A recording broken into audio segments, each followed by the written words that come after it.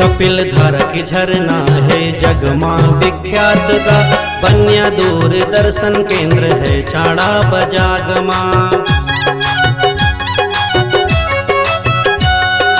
कर्मा दरिया सुआरी ना सैला गीत गा, जुर मिल के गाथे यहाँ सब मन के मीत गा, जुर मिल के गाथे यहाँ सब मन के मीत गा।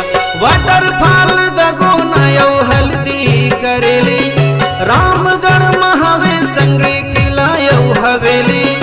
वाटरफॉल दगो नयो हल्दी करेली, रामगढ़ महावे संगे खिलायो हवेली। हमर जिला डिंडौरी हमर प्यारा डिंडौरी, हमर प्यारा डिंडौरी हमर सोना डिंडौरी।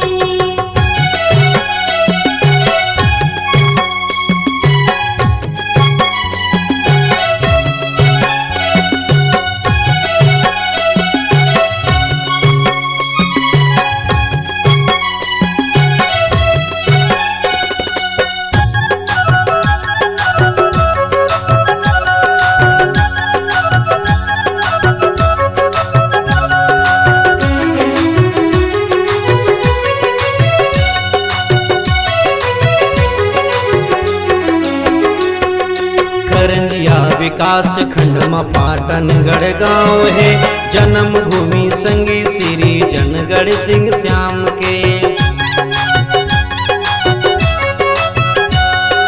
दुनिया में प्रसिद्ध है जहाँ की चित्रकारी, मिलजुल के करते संगे सब नर नारी, मिलजुल के करते संगे सब नर नारी। काला हिरण संरक्षण गांव करो पानी, दूर दूर से देखे पर आवाथे सैलानी। काला हिरण संरक्षण गांव करो पानी, दूर दूर से देखे पर आवाथे सैलानी। हमर प्यारा डिंडौरी हमर सोना डिंडौरी, हमर प्यारा डिंडौरी हमर सोना डिंडौरी।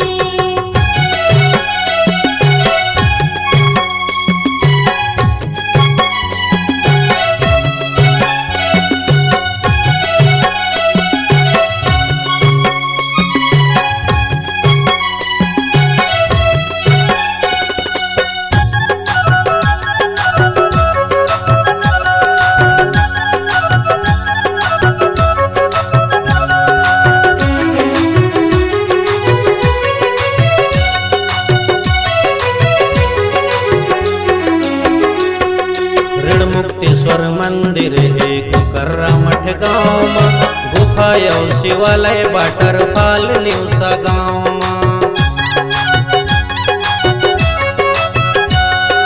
मालपुर कोसम घाट संगी कुटरे घाट में, मेला लगथे संगी जी हाँ मकर संक्रांत में, मेला लगथे संगी जी हाँ मकर संक्रांत में।